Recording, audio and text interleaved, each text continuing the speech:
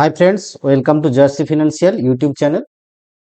अगले वीक यानी कि 27 मार्च टू 21 मार्च 2023 के लिए हमारा मार्केट कैसा रह सकता है वही डिस्कशन करेंगे।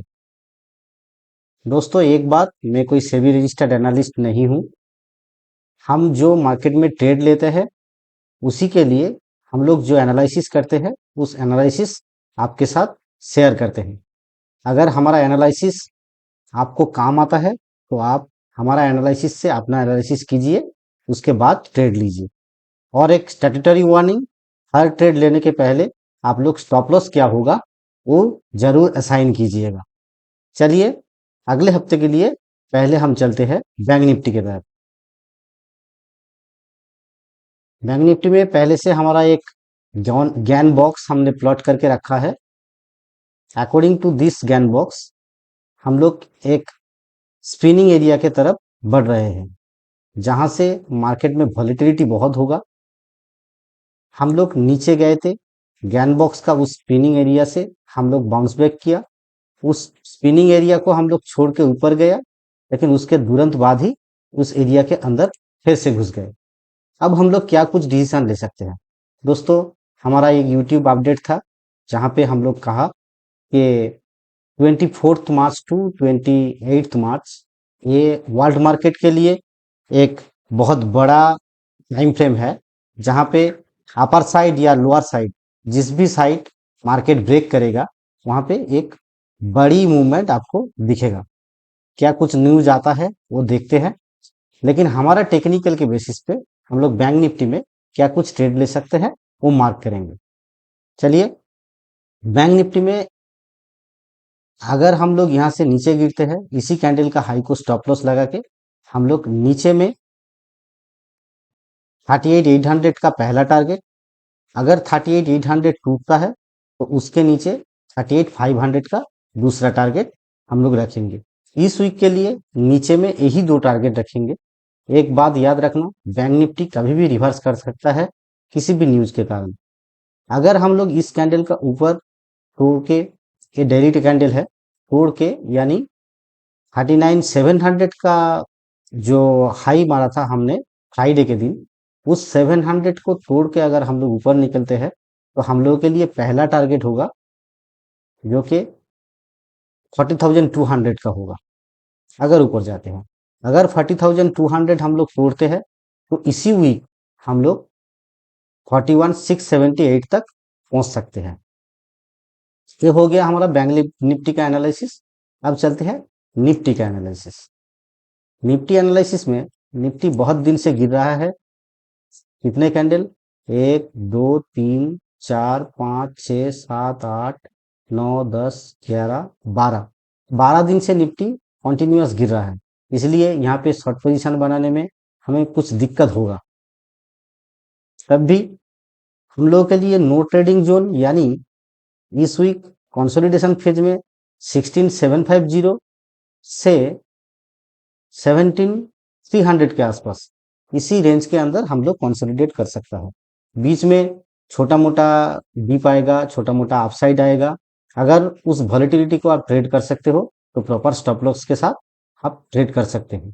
लेकिन अगर इस वीक में 17,300 के ऊपर हमने क्लोज किया तो नेक्स्ट टारगेट हम लोगों के पास 17,600 और उसके बाद 17,800 का टारगेट हमें मिल सकता है।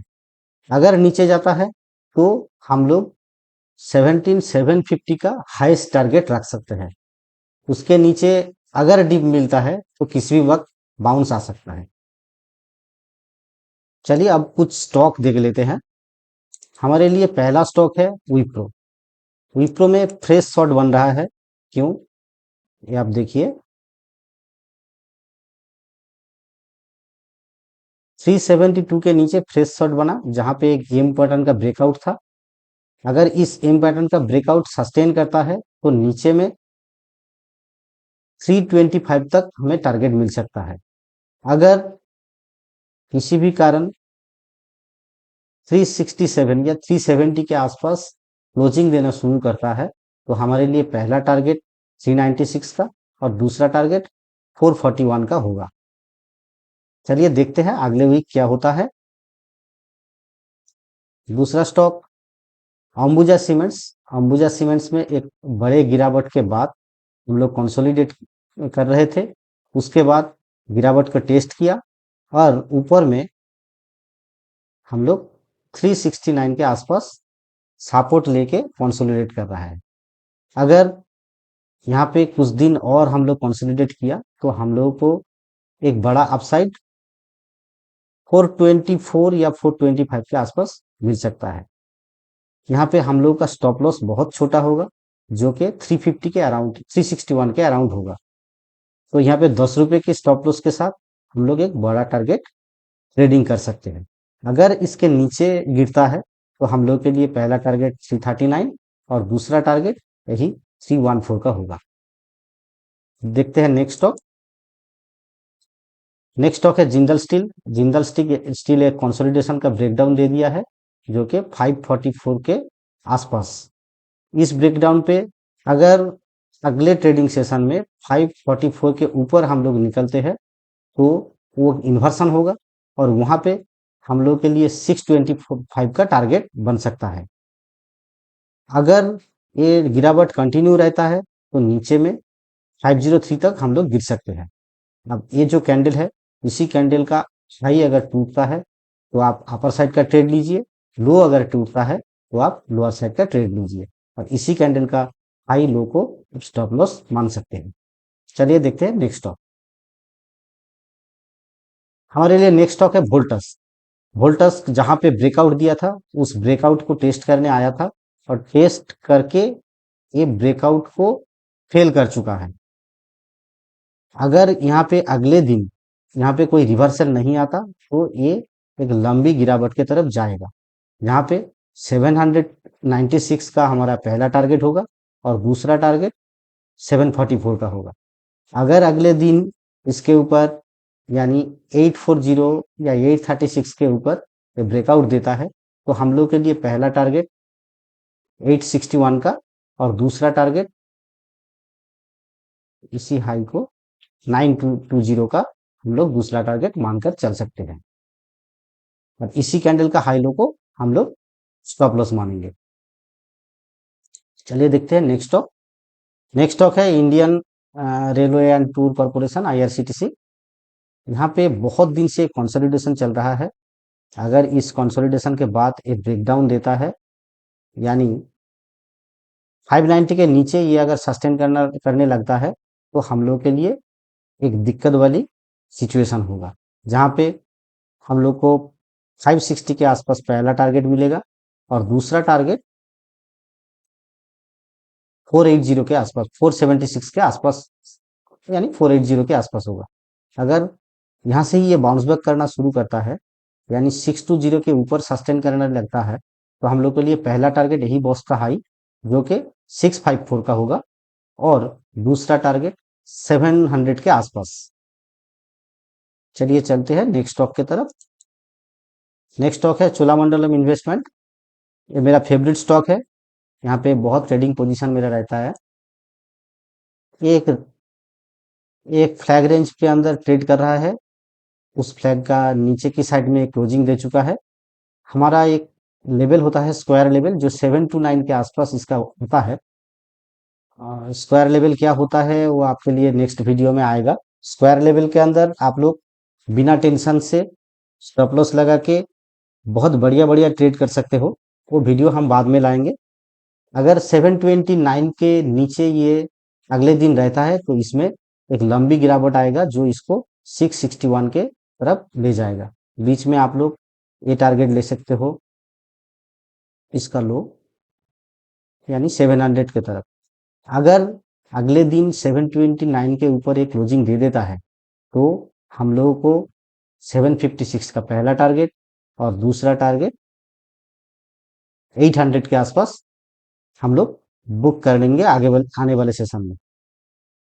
देखते हैं नेक्स्ट स्टॉक। नेक्स्ट स्टॉक है पिरामल एंटरप्राइज। पिरामल एंटरप्राइज में ये कंसोलिडेशन चल रहा था, इस कंसोलिडेशन का ब्रेकडाउन हुआ है। इस ब्रेकडाउन के बाद जो टारगेट था वो टारगेट हमें मिल चुका है। अगर अगले दिन का फ्राइडे का जो कैंडल है उस कैंडल के लो के नीचे जाता है तो हम लोग कोई ट्रेड नहीं लेंगे।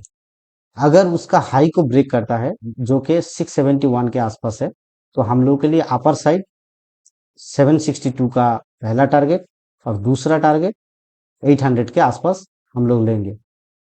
बहुत गिरावट हो चुका है, अगर इसमें नेक्स्ट फर्दर गिरावट आता है तो हम लोग ट्रेड नहीं लेंगे। दूसरा स्टॉक, नेक्स्ट स्टॉक हमारा हिंदुस्तान जिंक।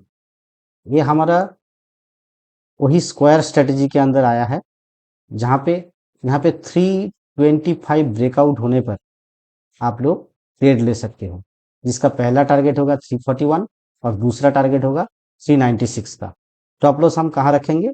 309 के आसपास। यहाँ पे हम डाउन साइड का कोई ट्रेड नहीं लेंगे।